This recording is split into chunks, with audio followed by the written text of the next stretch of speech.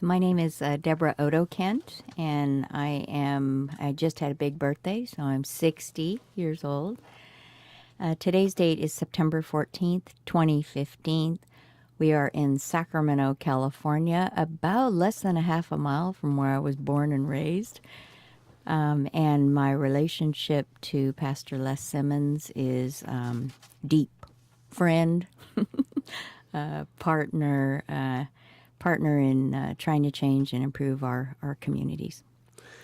I'm Les Simmons. I'm 37 and I just celebrated a birthday as well. Today's date is September 14th in Sacramento, California. My relationship to Debbie Oto is generationally, and it excites me to know that we have been building a legacy of partnerships for some time now.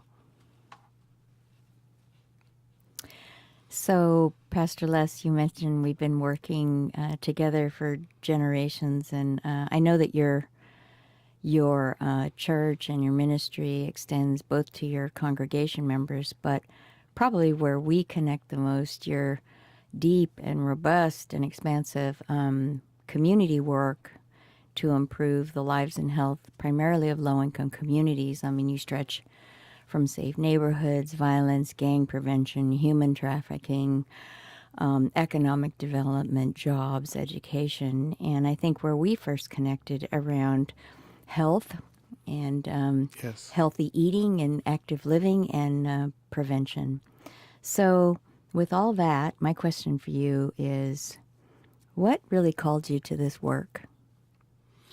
Well, me personally, I have a deep commitment to my community, and it stems from watching my parents, my grandparents, as well, really involved in their community, as well as being a faith leader. I come from a faith tradition where we gather, we come together, we not only come together internally in the church, but we also come and are in the community. We're represented in the community.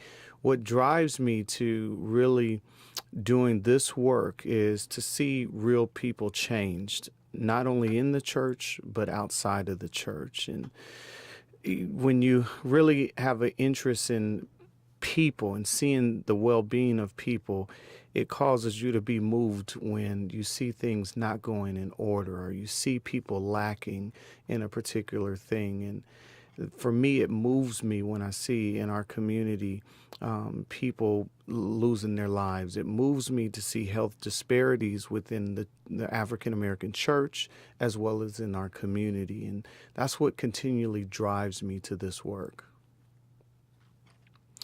I think for me to know that, be moved by a particular thing, it requires partnerships that can help assist in this whole meeting the needs of the community, such as the partnership with Health Education Council, HEC. And I think we have been working together now. I just discovered this about a month ago. We've been working together for now over 20 years. And I think you're going on a 25-year anniversary as well. Mm-hmm. What does it feel like for you to be going on a 25-year anniversary and we've been working together for 20 of those years? Yeah, it's pretty amazing. So when I started the Health Education Council 24 and a half years ago, I had training and background in public health, but had started my career working in the healthcare setting in hospitals and seeing sick people and getting them well. But I was really drawn more to look at how do people get there and working more in community health and really focusing on prevention. And I really was sad really to learn so much about health disparities and the fact that health is often driven by a lot of things outside of healthcare. Mm-hmm. It's about health and the intersection of income, health and wealth, and health and race, and health and jobs, and health and education, and housing. And if we could focus on all of those things that profoundly influence whether or not people can be healthy. That's where I really wanted to put my energy. So 25 years ago, I thought that I could start this work and change things right away. And that Wow. if I would just, did really good programs and listen to community and serve community, that we can make a huge impact. And what I learned, did I think I'd be doing this for 25 years? Probably not. What I've learned probably most profoundly is that this change is slow and it's incremental, Wow. and that we could not do this work alone, that it really requires robust, meaningful, and deep partnerships with others who care deeply about communities, maybe around different things, but care equally the same. How does it feel knowing that you have developed a partnership such as the one we have with South Sacramento Christian Center, and that we've been working together for now over 20 years? I believe you work with my mom, Yep. Debra Simmons, and now we're working together in our community with this idea of collective impact, and that we all, if we come together, we can solve a problem. So how does it feel knowing that you have had the privilege, the same way we have had with you, and really working within this community? So I've been working with you for probably the last 6, maybe 7 years. Yes, yeah.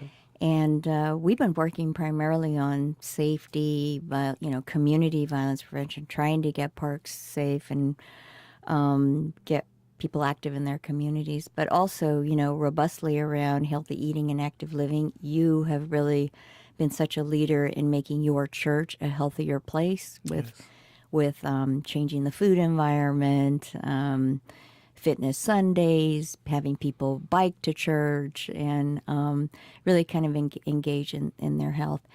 And I was just so tickled that about a month ago both of us learned that your mother, Pastor Debra Simmons, and I had worked together on a tobacco prevention program for the African American church. Yes. And I think for me, it just sort of deepened our relationship and our commitment to really kind of figure out how we continue sort of this legacy Wow. of working together. We have so many other, and since that's happened, I think we've been able to deepen our connection points as well. Yes. I mean, I know that you were very close. Your father, in fact, was very close to a local pastor, Sherwood Carthen, who passed away a year or so ago. Right. And I think that was another connection point for us, that since he's passed away, that strengthened our commitment to Correct. continuing our service to community. Yes, Bishop Sherwood Carthen was certainly a bridge builder, and one of his quotes were, "We're going to walk on this bridge while we're building it." And we decided that the opportunities that were in the community together needed to be connected to the faith-based community as well. And you were certainly one of the partners and core group that Sherwood made sure, I believe, before his passing, that South Sacramento Christian Center, and then personally myself, was connected to Debbie Oto. And this idea that we have had in collaboration has uplifted each organization. I would go as far as saying it's necessary for us to be impactful in our community. You spoke of Fitness Sunday, and Fitness Sunday was one of the highlights of the last couple of years in working together.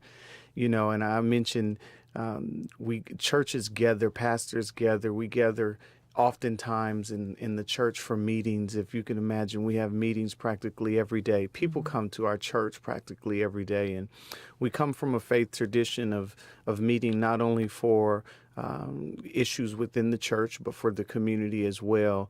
As I mentioned, I remember my granddad, he has pictures of him standing and marching with Dr. King and which was incredible for me to witness that type of family heritage. But when we gather over ancient recipes of fried chicken, ancient recipes of macaroni and cheese, and candy yams, and these foods that, I mean, are very much so America's comfort food. But these foods are some of the very thing that are causing some of the health disparities within our culture. You talk about diabetes. You talk about foods that are saturated with high levels of sugar and high levels of sodium. And for us, we come from also a tradition to where we believe the power of prayer. We believe that we can pray and see results. But there comes a point in time where we have to really take note of those that we are working with and are tasked to really uplift. And our church decided to do that. And we started to look at what people were eating, what they were drinking, and started to look at what we were serving in our facility. And at that point, we noticed that there was a contradiction. We're teaching life from the pulpit, but we're feeding things and offering things that are not promoting that life. And at that point, we knew that we needed education, we needed outreach, and we needed to further our partnership with Health Education Council. And that's, I think, where Fitness Sundays were birthed. So we put together these Fitness Sundays. And if you can imagine normally coming to church dressed in hats and church attire and coming for multiple services, it's almost like a fashion show in a sense, where people are getting dressed up to look good. And we ask our congregation, come in a jogging suit, come in sweatpants, come in Zumba clothing.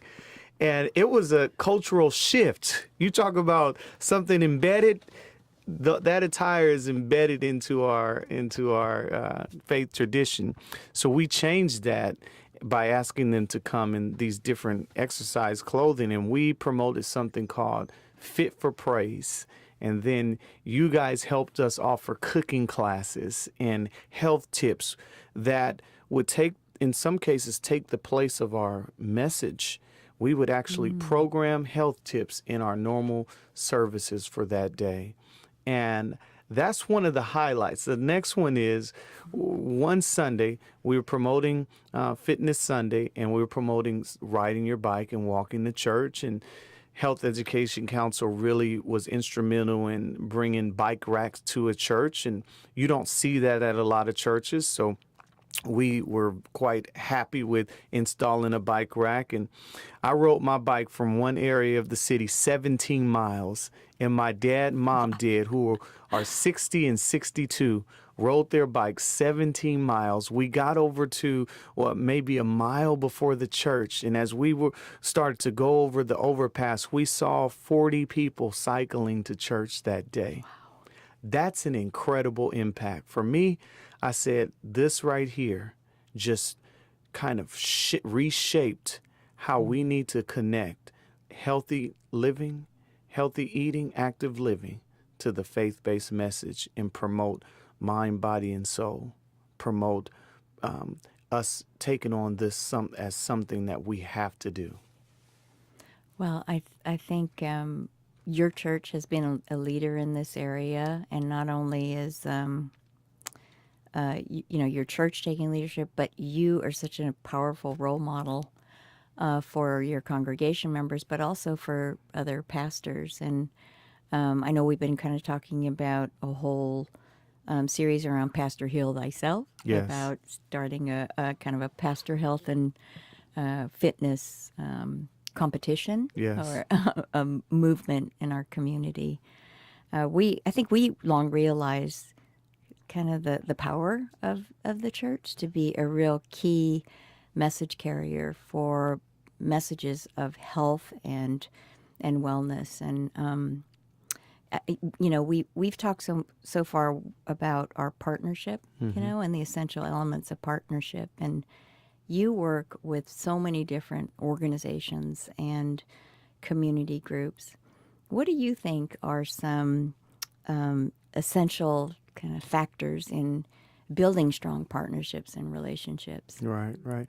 I think the first thing that drives us to working with different partnerships is the idea of we can't solve this problem on our own. We need each other. So in doing that, we find out what is the shared vision in whatever the problem is, whether it's health and wellness, gang violence, homelessness, human trafficking. What is the shared vision? And through that shared vision, we develop a core group that's committed to being workers, boots on the ground. And I think that's one of the advantages of working with the faith-based community, with the church. It's boots on the ground. We're going to be in the boardroom having a conversation, but we're also going to be on the street corner engaging the community, as well as community coming to sit on Sunday services and Wednesday Bible studies. So I would say one of the core things is this shared vision, this shared vision with this idea of having, by us coming together, we can impact our community better. And I think in doing that, we've seen some great successes. We've seen some great stories. And in working together for over 20 years and been working in South Sacramento for now over 25 years. Our church has been existing for 25 years. It's been an awesome journey. And, and I'm sure you can attest to this too. What are some of those, what keeps you going and working in this work that we do in bettering our community? What keeps you going, such as to keep you going for 20 years in the way that you've done, or 25 years in a way that you've done?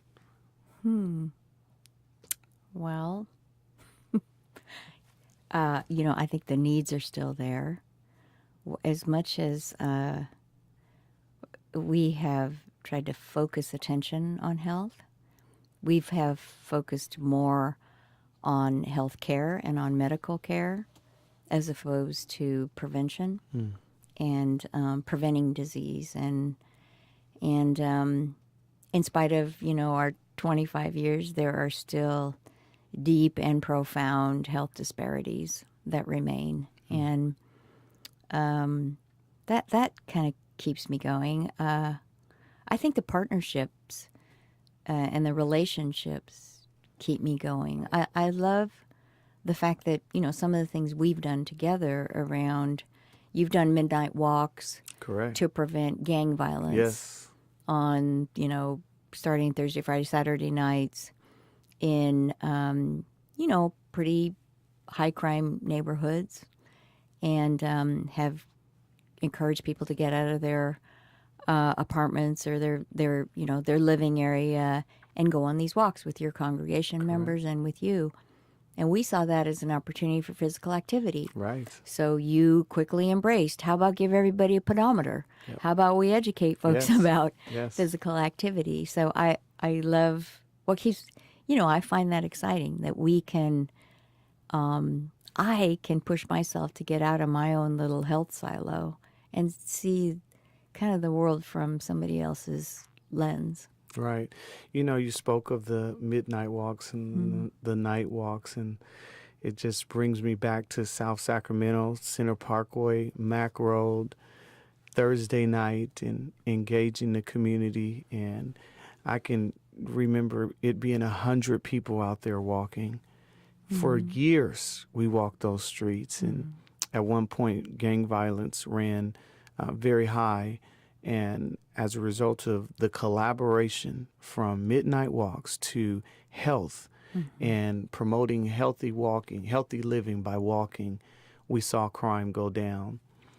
And and that led to the Summer Basketball League in the Correct. park. That was really with Pastor Sherwood's Carthen Church and Yes. your church and the volunteers. And that's really exciting to me. Yes. I mean, I'm reminded that, what my organization focuses a lot on prevention. And the Surgeon General's report which clearly stated that smoking and tobacco use is bad for your health, right? Came out over 50 years ago. And have we seen tobacco use go down? Have we seen some successes? We have, but we're still working at it. Right. And the people that are still using tobacco products are low income, low socioeconomic, diverse populations, often immigrant populations. So I keep reminding myself, that this work is slow and incremental, and we have to really push ourselves to think differently about it. Right. And that's why I think this the things that you're interested, maybe a little bit out of our immediate bucket, but we have been able to find these really rich connections. And I think it's always what drives the reason we have a really deep relationship, I think, starting with when your mother worked with us 20 years ago, Right. was that what always drove your mother was what is the community telling us? How can we more deeply listen to community to improve their health? Right. And it may not be my issue at hand, but it's something that's going to lift up my issue. Right. How do you hear what the community's telling you? And how do you see a solution when maybe historically an organization or your organization may have done things one way for so long? How do you hear the voice of the community, and then how do you evolve to really meeting that need and still have the mission of an organization to uplift as well, Right. Yeah. I think our biggest, we have, our biggest responsibility is to serve, right? Right. Our biggest responsibility is not to satisfy our grant requirements or Wow. check off objectives on a work plan, or that's kind of a essential part. But our Yes. number one priority and responsibility is how do we use our time, energy, and resources to best serve the community. Right. And we can't do that without intentionally saying we got to step back. We have to step back regularly and intentionally to listen. And so when we feel like we're getting a little stale, part of it is reaching out to people like you to ask that question and to say, how do we look at this a little bit different? How do we listen a little bit more? Right. An interesting example for you is, somebody came to us and said, the homeless population, they use tobacco products like 85 to 90%, right? Mm-hmm. What do we know about that? Well, we knew what folks are telling us, like, even if they want to quit, they can't do the traditional stuff, go home and take a long hot bath or, take a leisurely stroll. So, I mean, this is a dramatic example of really having to step back and listen and say, how do we retool some of our efforts to best Right. meet the needs of who we're trying to reach? Right. Yeah, that's interesting that you said that. And just going back to the night walks, and our interest for the night walks were to stop gang violence and to be out in the community when things happen. And you saw an opportunity to connect with that initiative. But also, I think you and your organization realized that in order for a person to be healthy, and to exercise, to walk and to jog and to ride their bikes, they first had to have a safe environment to do it. Mm-hmm. For me, that was huge in acknowledging that we have some hurdles to get over before we can get to this healthy living, healthy eating, active living. And if I can just acknowledge that and see that, then we can get there. And I think that's what gives you the advantage. You're able to see the truth for what it is, acknowledge it, embrace it, and then really lean forward to play your part in making whatever change is necessary. And that's, to me, the signs of a awesome partnership. Well, we know that, right? Your ability to make healthy choices is very contextual, Yes. right? Right. And so we know that where you live, work, play, pray, shop, learn, grow old, all those things matters. And that's why, I mean, we've worked together in these communities.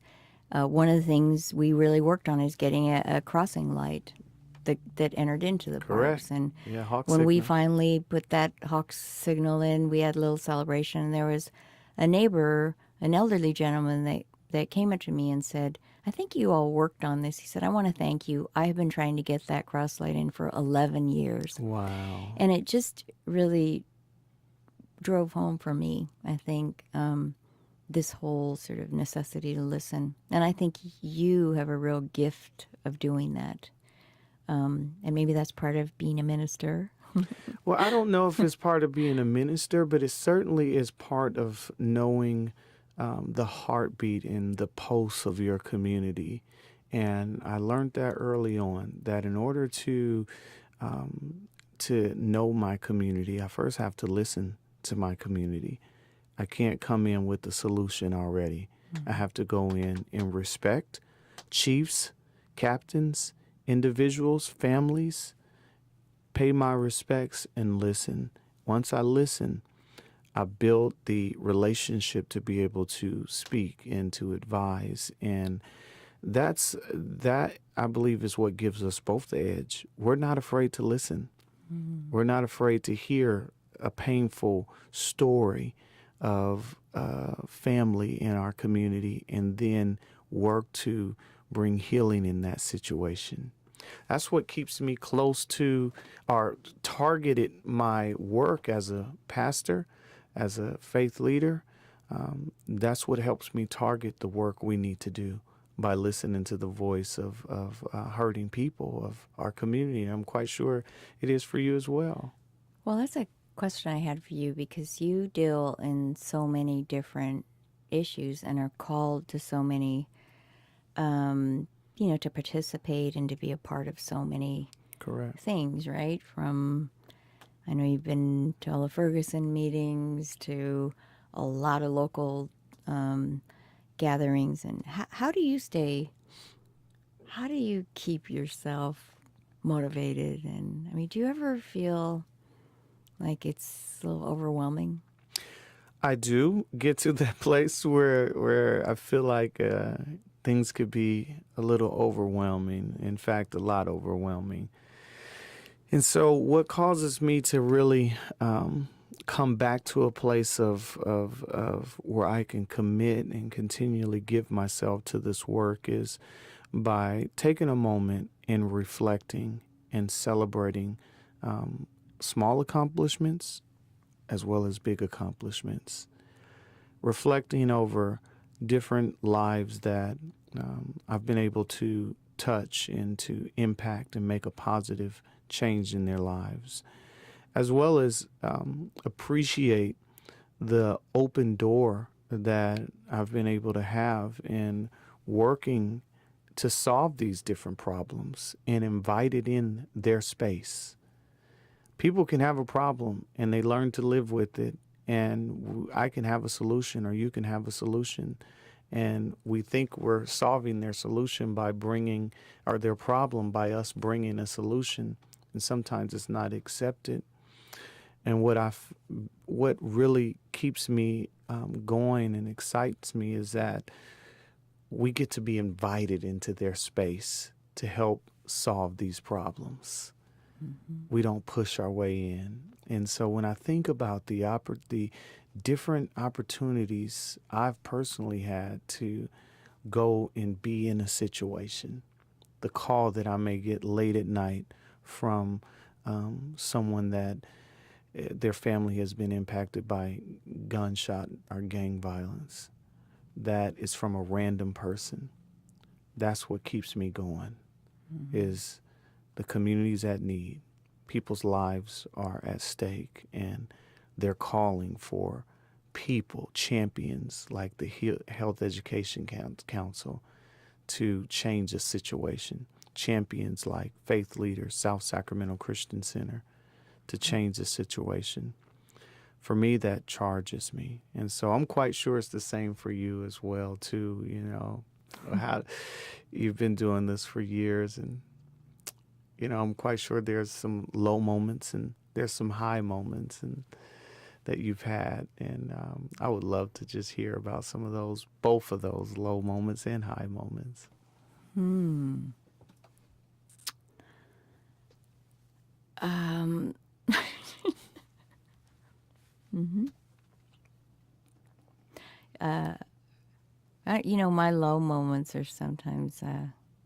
I mentioned earlier that uh, when I started the Health Education Council, I had my board president at the time told me, he said, I just want to let you know that it's going to take you 10 years to see any impact of to see any small change.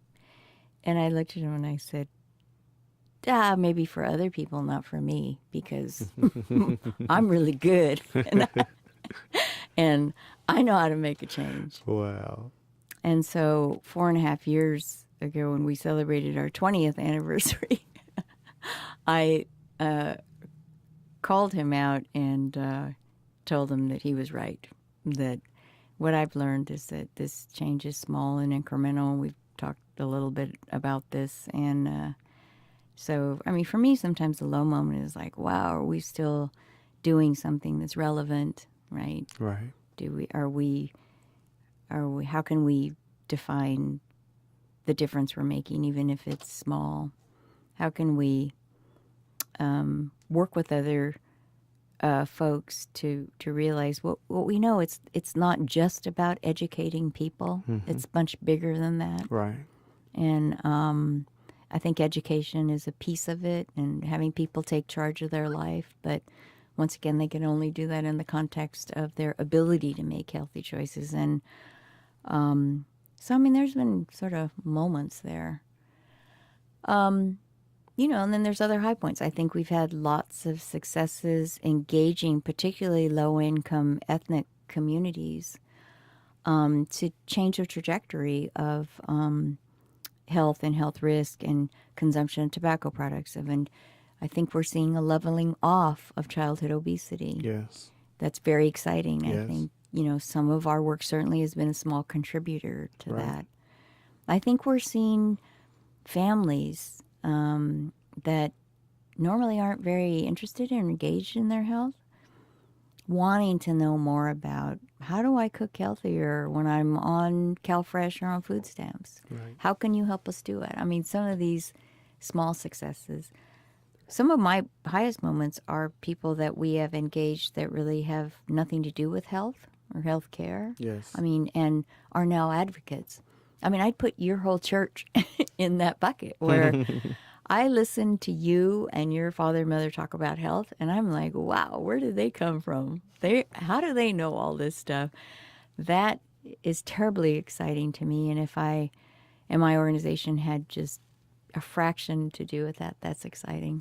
You guys not only had a fraction, you were instrumental in helping to educate us in ways that can solve this problem. And you spoke of childhood obesity, and it takes me back to the classes we did together in the Rethink Your Drink. Mm-hmm. And we went in and we taught kids how to identify sugary filled beverages and to really understand how much sugar they were putting in their bodies. Not only the kids, but parents, adults, moms, fathers, dads, into all the drinks that we drink. And one particular day we offered that class at our church. It was a wonderful class. We did a series of them, and you guys were great and instrumental in helping to bring that class. But after that, my daughter happened to be in the class. And you can imagine my daughter, she was 9 at the time, and she enjoyed every sugary beverage you can throw at her. She enjoyed every piece of candy you could throw at her. So her taking that class for me, it was very educational. She's a very bright kid, very smart, makes 4.0, but she likes her sugary beverages. So going through that class, her seeing the amount of sugar that's in the beverages that she enjoys on a daily basis was an awakening. We went a few weekends later, we went to San Francisco and we went to walk the pier and just had a wonderful time walking the Pier 39 area and part of San Francisco. And she asked me for some candy that day. And I said, go right ahead. And she had her own money. And of course, I let her go in and get what she wanted to get. I can remember to this day, she walked out of that candy store smiling with a nice, huge pack of candy. But then I saw her turn the candy pack around and look to see what the ingredients were. Now, she would not have done that without the Rethink Your Drink classes. She turned that piece of candy around, saw the ingredients, seen how much sugar was in that particular pack of candy, and she handed it to me and she said, Daddy, I'm not eating that. That's too much sugar. That moment, I said, we're making a generational impact. I love it. It's going to even save some money. I credit that to Health Education Council. Oh. But I believe there's more stories even that are just like that. And that's how come we're making a difference. You see the necessary partnerships that it's going to take to bring change. And you help bring that change. And I think your definition of partnership causes you to think outside of the box. Well, I think yours too. What do you see moving forward in our collaborative work, and in our partnership to improve the health and lives of our communities? Right. Well, we have been building a foundation together, or a bridge, I would say, and we have built it and walked on it at the same time. And I think we've been building something that we understand partnerships, we understand shared vision, and I see that we've laid a foundation for the next generation to really stand on. So I see a huge impact that both the faith community and HEC is going to be making in the Sacramento area as well as South Sacramento in ways that uplifts each other's vision, but also is open to have new vision and a fresh sense of we are meeting the needs of this community by this partnership that we've been working on for generations now. What about you? What do you see for this partnership? I agree with you, and foundationally, I think Pastor Carthen, who we've mentioned before, has kind of always he told me from the very beginning when I wanted to work with the Black church, right? He told me, it's like you just it's how you enter, right? Right. With respect and humility is really important, and if you're genuine, people will see that you're really genuine. And what I really have appreciated about my work with your church, South Sacramento Christian Center, and, earlier with his church and other churches, is nobody ever talked to me about religion. And I used to tell Pastor Carthen, I come from generations of Buddhists, and I never even had been to a Christian church. And yet, that was never a topic for discussion. It was all, we kind of focused on health and what we could do together to change community. And, that's just been kind of similar. Like, you've never invited me to come, watch your service Right. or come to your church for any other reason than to see the bike rack installed or, wear my fitness outfit to engage in Fitness Sunday. And Yes. to me, it's been very enriching for me, because I think that approach to me has made me personally, spiritually grow. Wow. In just this very respectful relationship. So I think that there is this movement of people trying to get out of their own silos, right? And my silo is around health and public health. Right. to really more deeply think about how do we change communities? How do we leverage our collective interest and passion, and as you put it, shared vision, Right. into really doing things differently to improve our communities? Right. You know, I got asked a question a few months ago about I was invited to a meeting with 50 chiefs of police and 50 of the nation's leaders and of organizations, social justice organizations. And I sat at the table with a lot of older generational leaders within this country. And I remember we wanted to paint this picture. Folks wanted to paint this picture of things are well, things are working okay. And if you can think back a few months from today, September 14th, things are not necessarily okay between community and police relationships when you look at the national conversation. And so I took the time to take that moment and say, if things were working well, and I looked at all the clergy and the community leaders and the chiefs, and it was in Washington, and I said, if things were working well, we would not be here today having this conversation. So we owe it to ourselves and we owe it to our next generation to be authentic, to be real, to be genuine, and to speak up when we see things done that we need to speak up for, to stand up when we see things done that we need to stand up for. From that moment, that conversation changed. There was an openness to address the problem. I see that both in your organization and in my organization, a commitment to addressing the problem and understanding that if things were working perfectly already, we would not be here today. But things are working perfectly now because we're leaning forward together with a different mindset of addressing a problem with this shared vision. Well, you have a way of, I think, of saying that without alienating people, right? And Right. you have a way of, we can get into this where we have a strong partnership and it's like we're preaching to the choir.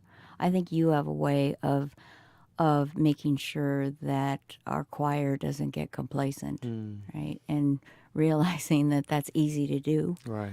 But you always really push me to think in that way. So, I mean, I really thank you.